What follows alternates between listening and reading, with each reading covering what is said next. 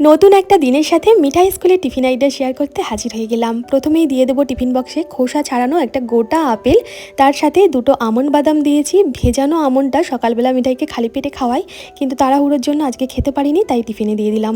আমার প্রোটিন স্যালাডের জন্য প্রায় প্রত্যেক দিনই কাবুলি ছোলা আর বাদাম সেদ্ধ করা হয়, তার থেকেই ওকেও একটু দিলাম, একটা ডিম সেদ্ধ দিলাম আর 1 বোতল জলের সাথে।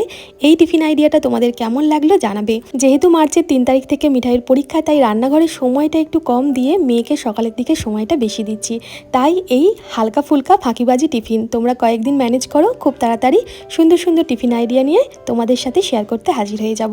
স্কুলে যাওয়ার সময় গরম গরম ভাত খেয়ে গেছে, তার সাথে একটু আলু সিদ্ধ মেখে দিয়েছি।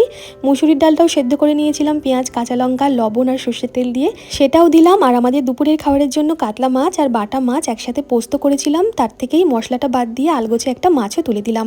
কেমন লাগলো আজকের পুরো ভিডিওটা অবশ্যই একটা কমেন্ট করে জানিও।